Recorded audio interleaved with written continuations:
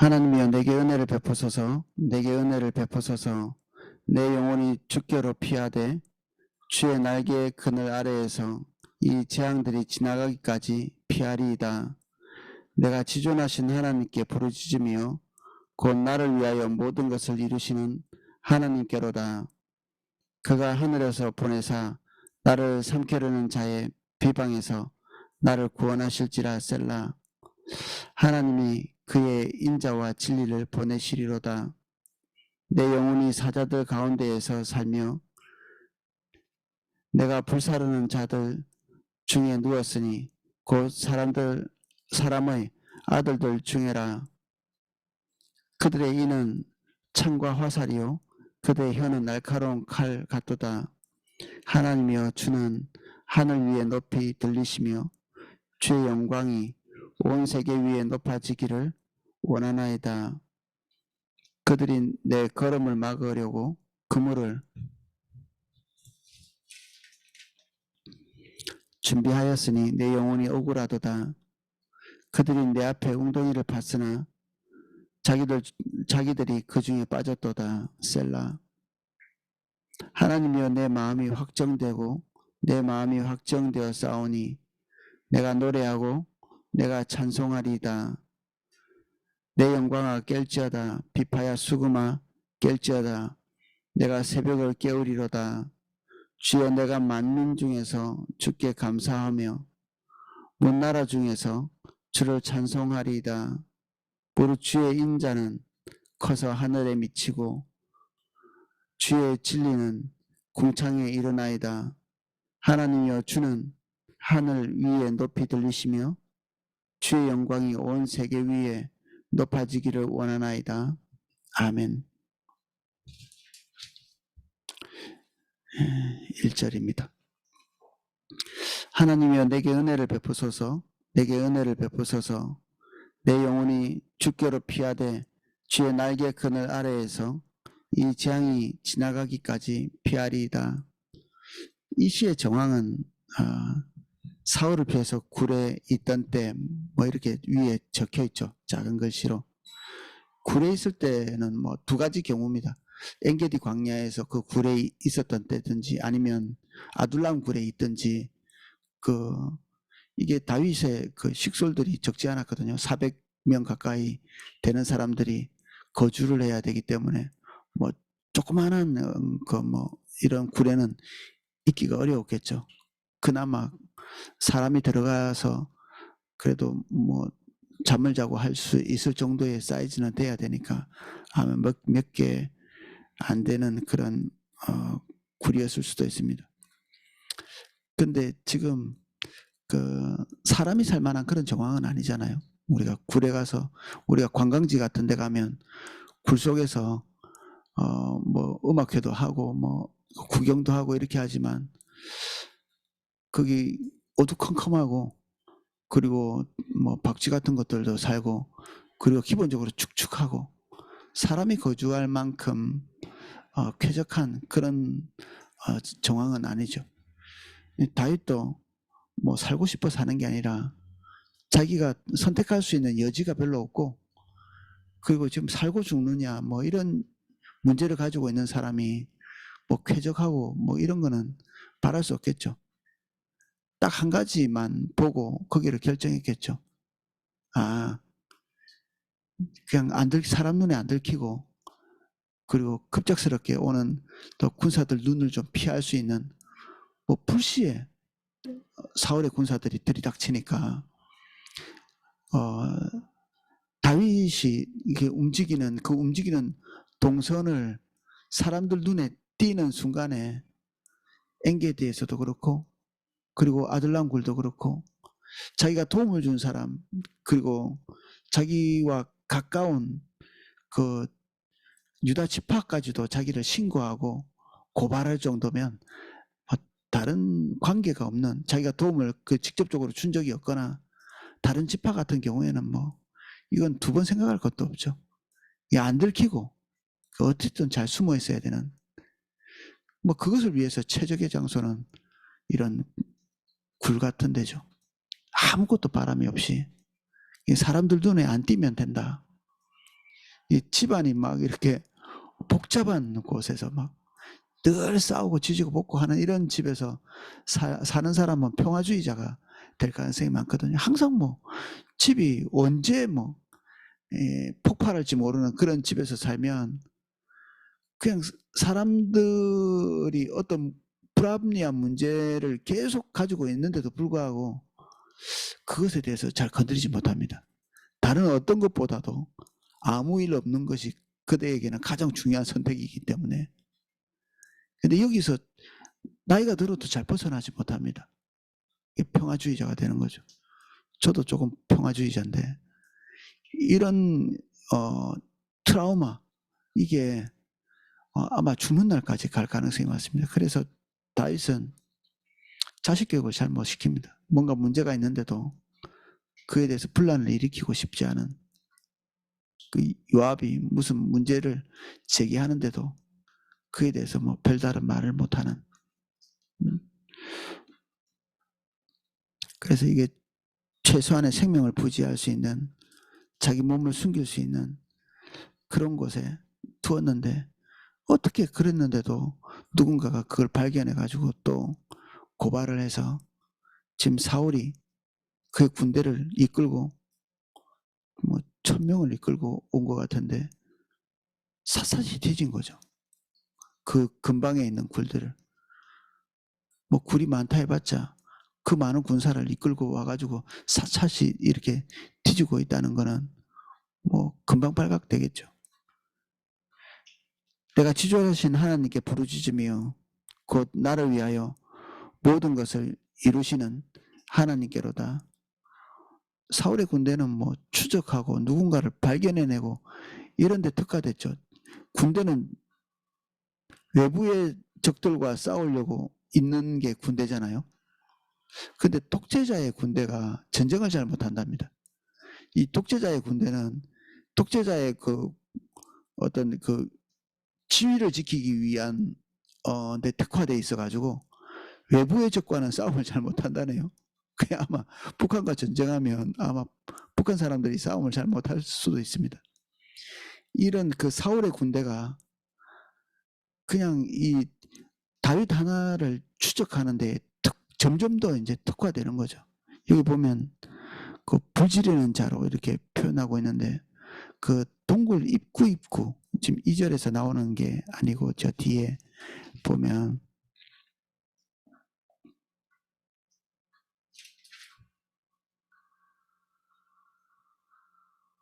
4절에 보면 불사르는 자 중에 누웠다 이렇게 하는데 동굴 입구마다 불을 질러 가지고 그 연기 때문에 나오든지 아니면 그냥 불타 죽든지 이게 사울의 군사들이 그런 일을 하면서 뭐 굴 속에 그냥 불쑥 들어가기는 무서우니까 그런 식으로 그냥 뭐 너구리 잡듯이 그렇게 한 거죠. 그러니까 이게 목숨이 총각에 달려 있고 하나하나 사람이 있는지 없는지 수색해서 오고 있는 그런 상황에서 다윗이 다급한 거죠.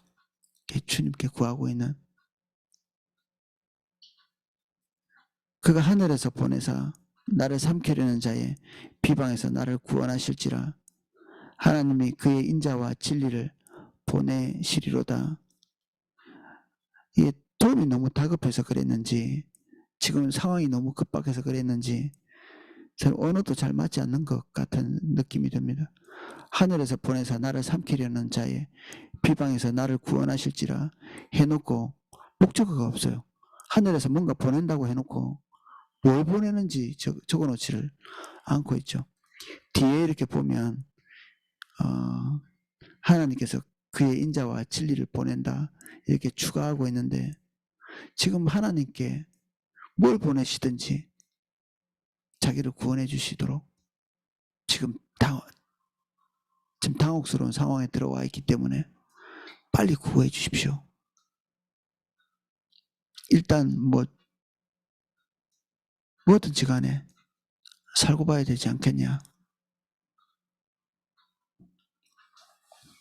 내 영혼이 사자들 가운데 살며 내가 불사르는 중에 누웠으니 곧 사람의 아들들 중에라.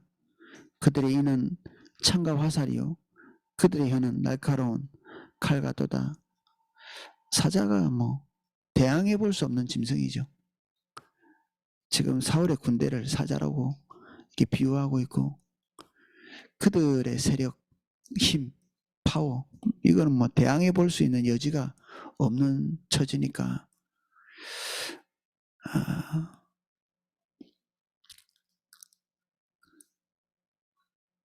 그리고 하나님의 특별한 일이 없는 한 발각돼서 사형당할 만한 그런 상황이 펼쳐져 있습니다. 지금 어디 있는지 몰라도 생명의 위협을 느끼고 있는 그런 상황인데, 누군가가 어느 지역에 다윗이 있다라고 신고했을 때는 대단히 정확하게 그 위치를 소상하게 알려줬겠죠. 그리고 그 좁은 지역 안에서 지금 수색이 벌어지고 있으니까 이거는 뭐 찾지 못하는 것은 뭐 기적적인 일이죠.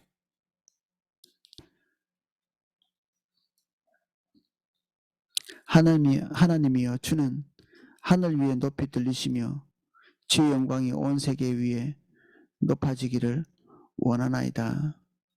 하나님을 향해서 정말 일말의 티끌도 없이 찬양하고 있는 그런 모습이 갑자기 나오죠. 이 화면에서는 방금까지 궁지에 몰려서 초조한 그 어떤 감정을 가지고 하나님께 탄원하고 있는 다윗이 일말의 그늘도 없이 하나님 앞에서 어제 우리가 본 본문은 오락가락하는 그런 모습을 봤죠. 근데 이거는 우리가 추정해 보건대 하나님께서 이 위기 상황에서 본인을 구한, 지금 현재 구원을 얻은 그런 상태죠. 이 하나님께서 다윗을 구하실 때 기가 막힌 그 0.1mm 정도의 빈틈, 그 틈을 비집고 보호하시고, 사울 같은 경우에는 그 아주 확률적으로 적은 그런 상황을 딱 비집고 하나님께서 재앙을 내리시는, 어떻게 그 많은 동굴 중에 다윗이 숨어있는 그 동굴에 가서 용변을 볼 생각을 할 수 있겠습니까? 이거는 그 당시에 뭐 또 용변 볼 생각도 나야 되고, 그리고 다급해서 뭐 이거저거 따질 것도 없이 그 근방에 가까운 곳에 들어가서 용변을 봐야 되는, 하나님께서 뭐 그런 일을 주장하신 거죠. 다윗에게 있어서는 천재 이후의 기회이고, 사울에게 있어서는 갑자기 목숨을 잃어야 되는 그런 상황에 딱 봉착한 것이죠. 하나님은 확률로 일하시지 않습니다. 확률로. 정확하게 망할 자는 망하고 정확하게 구원받을 자는 구원받습니다. 지난주에도 어떤 가정 저렇게 하면 망할 것 같은데 주의 일에 너무 큰 은혜를 받다 보니까 그냥 전도에 이렇게 사명 때문에 돈을 정말 무지막지하게 이렇게 사용하는, 보통 전도지를 이렇게 나눠주는데 그냥 그 책 한 권씩을 이렇게 100권씩 이렇게 주문해가지고 전도지 대신 그 성경책을 나눠주는 거예요.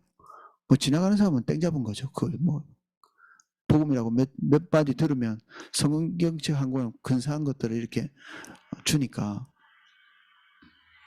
그 자매가 어떻게든 복음을 전해야 되겠다는 그런 생각에 사로잡히고 나면 그 가지고 있는 그 돈 아까운 줄을 모르고, 그리고 성소공회에다가 이렇게 주문을 해가지고 몇 권씩 몇 권씩 몇 권씩 계속 몇십 권씩 이렇게 보내주는, 나중에는 뭐 거기서 할인도 해줬다고 이렇게 얘기하는데, 뭐 그분이 교회 내에서 프로그램 안에 깊이 들어와 있는 그런 분도 아닌데 하나님이 갑자기 은혜를 주셔서 전도를 그런 식으로 했더라고요. 그리고 온 동네 그 아줌마들한테 그 양파 피클을 담아가지고 그 도대체 몇 병이나 나눠줬는지 모를 정도로 그렇게 피크를 나눠주고, 그거 할 수 있는 뭐 그냥 평범한 직장인이에요. 그 남편은 그냥 월급쟁이고 그 열심히 성실하시긴 하지만 뭐 재벌은 아니잖아요. 이런 식으로 살면 정말 이렇게 망할 것 같은. 근데 어떻게 그렇게 스카웃이 돼가지고 그냥 평소에 이렇게 거래하던 거래처에서 음, 그것도 변변치 않은 이제 막 스타트하는 그런 직장에 들어가가지고 그것도 월급을 1,000만 원씩 깎아가면서 들어갔는데, 그게 뭐 어떻게 뭐 한 2, 3년 지나고 그 이분이 설계사인데 그 어떤 설계한 것이 잘 돼가지고 그 뭐 열 몇 명 되는 회사긴 해도 이사가 됐답니다. 억대 연봉 받고. 이게 사람들은 어떻게 하면 자기 이득을 찾아갈까? 그런데 이 머리가 총동원돼 가지고 거기로 이렇게 가가지고 거기서 막상 잘 될 걸로 생각하고 거기 가보면 또 그 기회는 그 시점에는 떠나버리고, 이게 하나님으로부터 온 거라고 볼 수 있죠. 하나님으로부터. 많은 조언을 듣고 생각하고 고민하고 누가 망하고 싶은 사람이 있겠습니까? 그래도 망할 사람은 망하고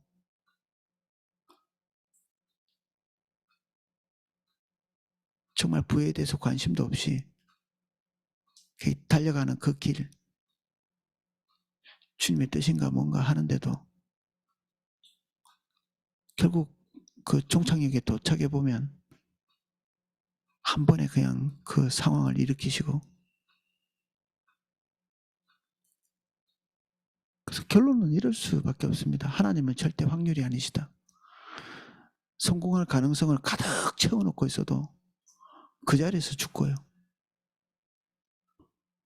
망할 환경이 정말 산더미 같이 있는데도 주님이 살리시면 살리는.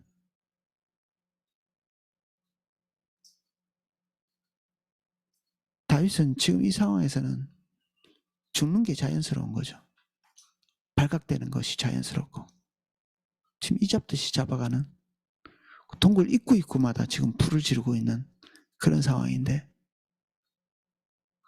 근데 그 모든 상황에서 이제 자기 지금 사울이 용변을 보러 들어왔다는 것은 제일 가까운 데 들어왔지 않겠어요? 제일 가까운 데. 지금 급한데 어디 멀리 뭐 100m, 200m 가는 것도 아니고 급하면 가장 가까운 데 들어가가지고 용변을 봤을 건데 그만큼 가까이 있었다는 얘기잖아요. 조금 있으면 자기 굴에 지금 불을 지를 상황인데 왕이 들어가서 지금 용변을 보고 있는데 거기다가 불 지를 수는 없잖아요. 뭐 어떤 식으로 그렇게 벗어나는 거죠, 그냥. 뭐 성경에 나와 있는 얘기는 아니지만 탈무드에 그런 얘기도 있습니다. 다윗이 뭐 도망쳤는데 어떤 굴에 들어갔는데 그 굴 입구에 다윗이 들어가자마자 이 거미줄을 쳤다는 그런 탈무드에 그런 얘기도 있더라고요. 뭐 진짜가 아닐 수도 있지만 그런 고비고비마다 기가 막힌 타이밍에 기가 막힌 사건들, 이런 걸 통해서 하나님께서 다윗의 생명을 보존해 가고 계시는 거죠. 한 단계 한 단계. 어떨 때는 속이 뒤집어질 만큼 뭐가 이루어지지 않는 경우도 있거든요. 제가 그런 경우를 종종 봅니다. 막 그 화가 치밀어 오를 만큼 우리 성도님들의 삶이 풀리지 않는, 이만하면 풀릴 것 같은데 지금 풀릴 줄 알고 막 맹렬히 달려왔는데 거기 가보니까 제자리 걸음을 하고 있었던 1년, 2년, 3년, 4년, 5년, 10년을 1년만 노력하면 될 것 같이 그렇게 해서 달려와서 지금 10차례나 속은 거죠. 와보니까 제자리 걸음하고 있는, 상황은 조금도 나아지지 않고 나이만 들어가는.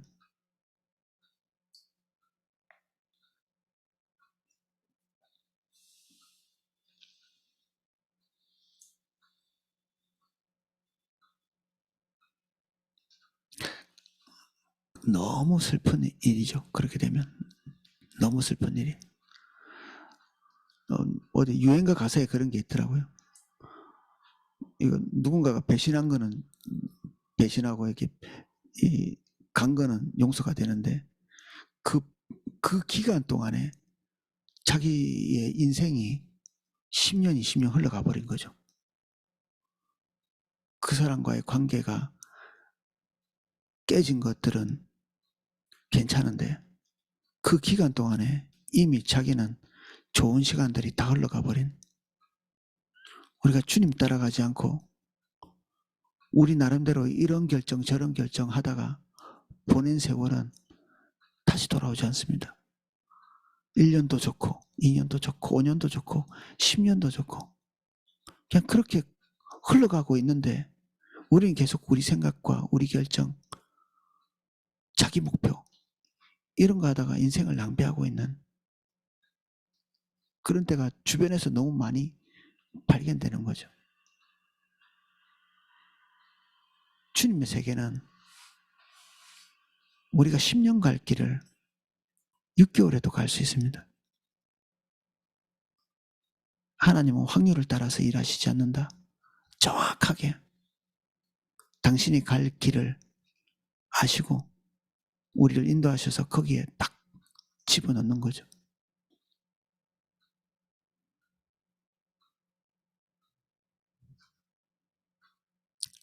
지금 다윗은 인생의 가장 밑바닥에 있습니다. 근데 한 번에 그 눈이 뭘 봤냐면 지금 인생의 완전히 밑바닥, 지금 동물이나 토굴에나 사는 거지 사람이 그런 데 살겠습니까? 동물 입장만큼 밑바닥에 가 있는 그 자리에서 하나님의 위대함을 갑자기 이렇게 보게 된 것입니다. 하나님은 하늘에 계시고 모든 환경을 샅샅이 주관하고 계시다는 사실을 한눈에 보게 된 거죠.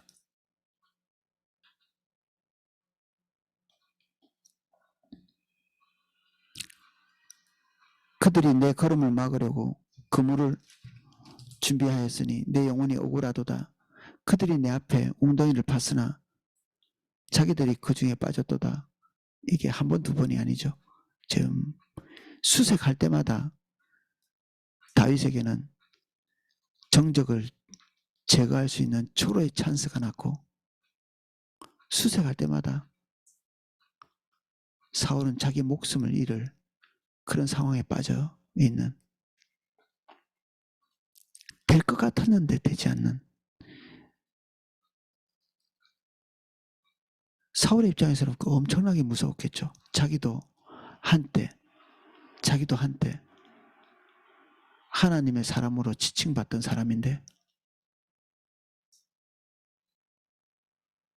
사울도 선지자 중에 있느냐라고 말할 만큼 하나님의 성령에 깊이 감동된 그런 추억이 있던 사람인데 지금 현재 하나님이 이리저리 하나님의 보호는 미꾸라지처럼 빠져나가고 기묘하게도 재앙만 반복해서 닥치는,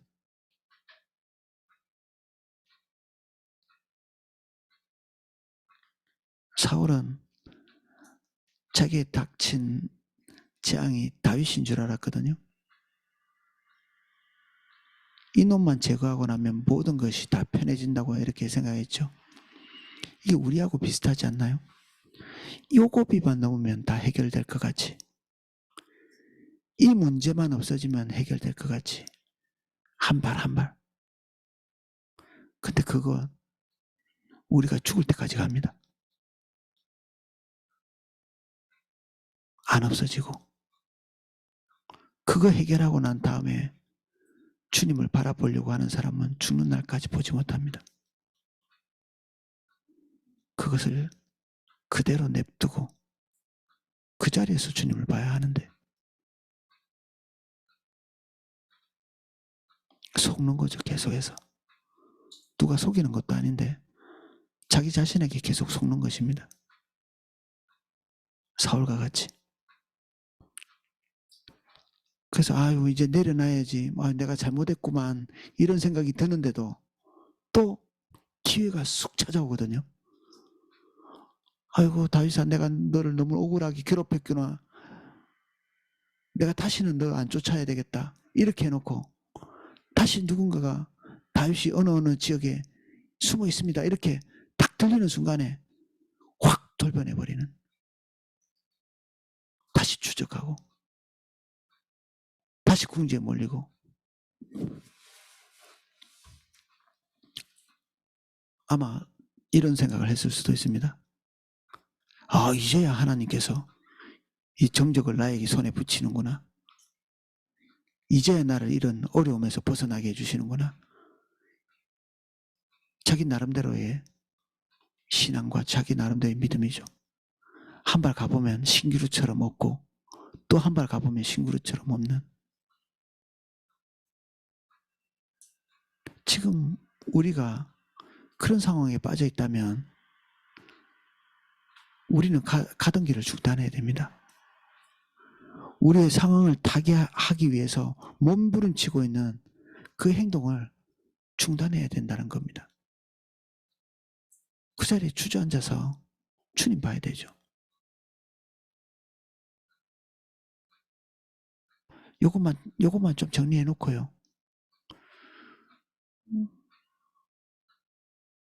대부분은 그렇습니다. 요것만 정리되면 정리 안 되는데 그게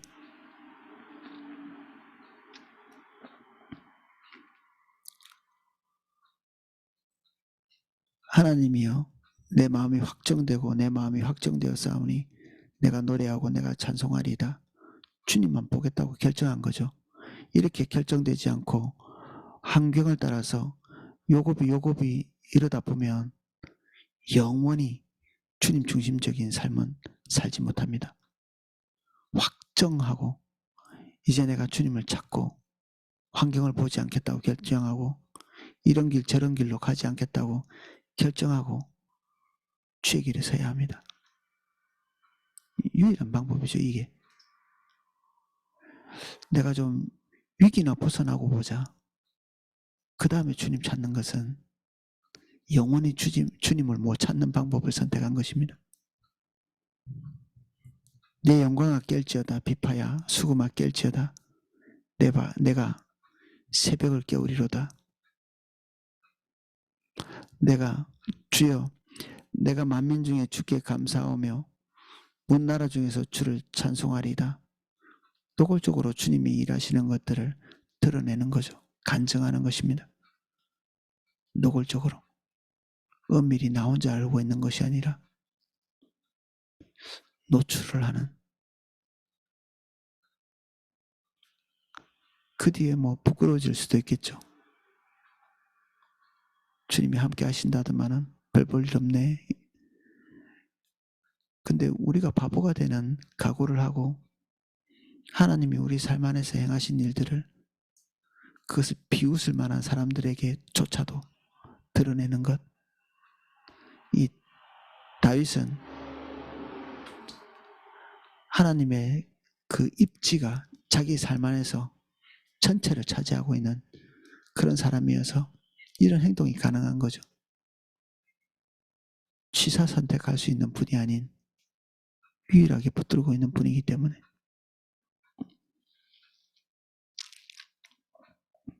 무릇 주의 인자는 커서 하늘에 미치고 주의 진리는 궁창에 이르나이다.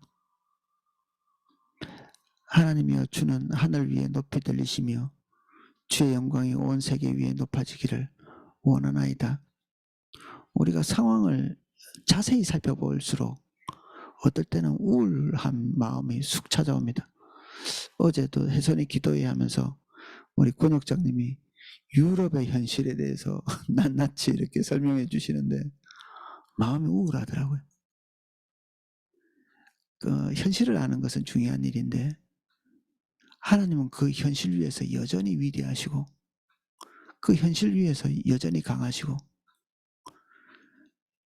하나님이 유럽을 향해서 가지고 계시는 뜻은 여전히 긍휼과 자비이신 그 영혼에 대해서 불쌍히 계시고 뭔가 하나님다운 일을 하고 싶어 하시는, 그래서 하나님이 환경 따지시는 분은 아니시잖아요. 근데 우리 눈에 볼 때 환경은 너무 큰 겁니다. 와, 지금 동성애자들이 막 판을 친데 교회에서도 막 무릎 꿇을 수밖에 없는 상황이래. 우리는 어떻게 하면 악의 나무를 잘라낼까? 저 무성한 악의 나무를 언제 다 잘라내지? 온 세상이 악으로 뒤덮여 있어. 그럼 주님은 어떠신 분이십니까? 그렇게 악이 우리의 삶 전체를 지배하고 있다면 주님은 어떤 분이십니까?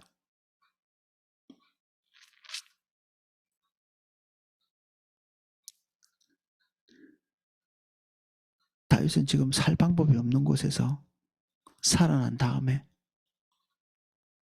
그때 눈이 열려서, 야, 이게 지금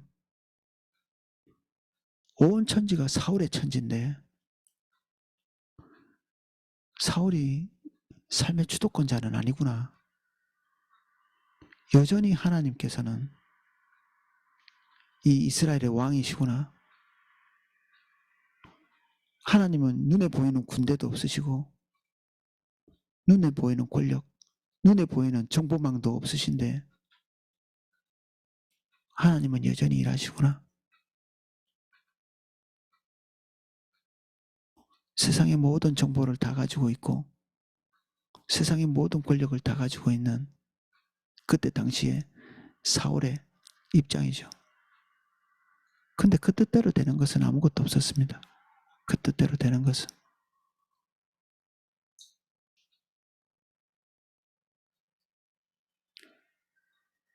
우리가 크게 보이는 환경이 주님 발 아래에 있다는 걸 이해해야 합니다.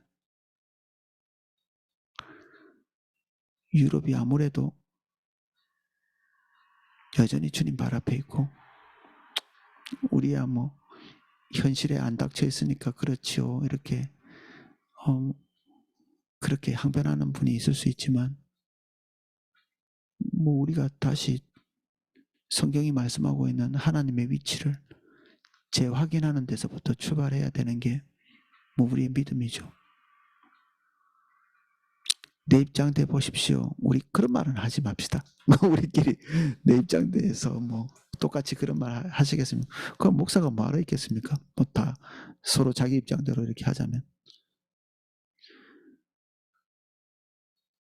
하나님께서 궁지에 몰려있는 이 다윗 한 사람의 입장을 낱낱이 볼 수 있도록 하시면서도 이 사람이 하나님을 어떻게 관계하고 있는지를 우리에게 보여주고 계시잖아요.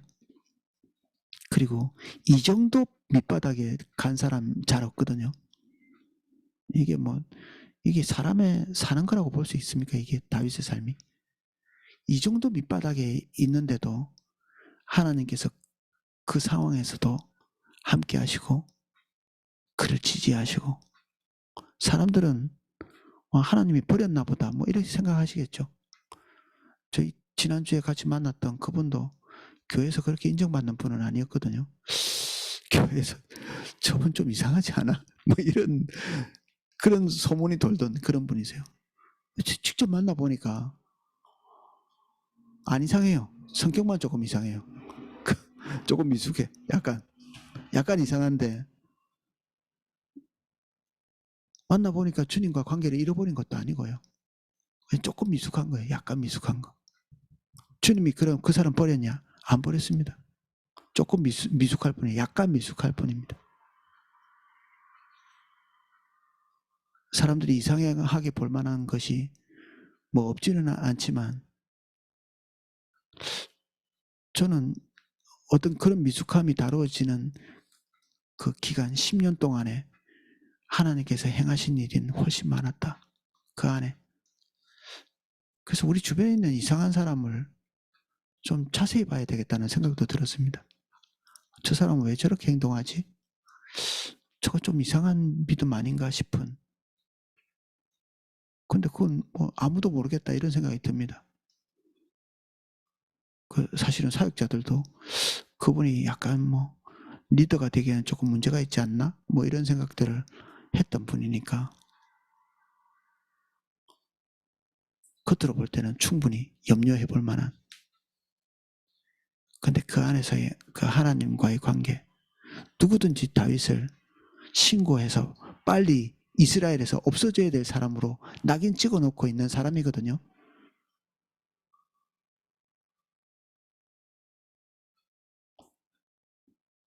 이게 다윗의 입장이라는 게 그렇죠. 리더도 싫어하고 백성들도 싫어하고 심지어 그 이방 민족들도 싫어하잖아요. 다윗을 옛날에 한때 날렸던 그것 때문에. 다윗 좋아하는 사람이 아무도 없습니다. 어제 쓸모없는 사람들 400명 모아놓은 사람, 그 사람들만 사실 자기 입지 때문에 다윗과 같이 있는 거지, 자기 입지에 문제가 생기니까 금방 돌로 치려고 하잖아요. 다윗 좋아하는 사람이 아무도 없습니다. 어떻게 뭐 자기 부인이나 좀 지지할까? 아무도 다윗을 지지하는 사람은 없는.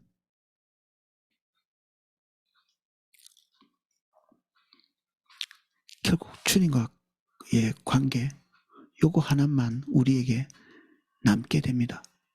결국에는 지금 우리에게 주님과의 관계 외에 다른 것이 우리를 든든하게 받치고 있다는 느낌이 드신다면 빨리 그걸 털고 나와야 됩니다. 그 가짜거든요.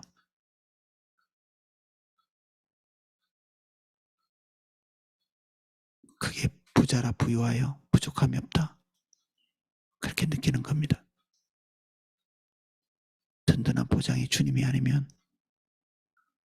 그 우리가 기대지 말아야 될 걸 기대는 거거든요. 그런 것들이 다 무너져도 주님 계시면 됩니다. 그분하고 같이 교제하는 가운데 그분이 그런 말씀 하시더라고요. 자기는 힘들어 죽겠는데 경제적으로도 궁지에 몰려있고, 어떤 청년이 그러더라고요. 지금 자기는 실직해가지고 지금 여러 가지 가난한 처지에 있는데도 묵상을 하면 무화과나무 잎이 뭐 마르고 뭐 소에 외양간 없어도 뭐 난 주님과, 자기에게 필이 안 오는 거죠. 지금 가난해 죽겠는데 안 그래도 주님밖에 없는데 그거 하나로만 하라고 하니까 돈 많고 직장도 있고 그래야 뭐 하박국의 그 고백이 로맨틱하게 들리지. 지금 아무것도 없는 사람한테 아무것도 없어도 주님 한 번만 보라. 여기서부터 출발이기 때문에 그렇습니다. 이게 처음부터 끝까지 우리의 기반이 돼야 되고 근간이 돼야 됩니다. 다윗은 이걸 배우기 위해서 이런 쓴 잔들을 도대체 얼만큼 긴 세월이었는지도 모를 만큼 이 쓴 잔을 마셨습니다. 오늘 우리는 쓴 잔을 마시고 있을 수도 있습니다. 주님이 왜 그렇게 하시는지 우리는 다윗을 통해서 이해해야 합니다. 이해해야 끝납니다.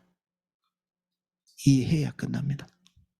배워내야 끝나고 시간 지난다고 해결되지 않습니다.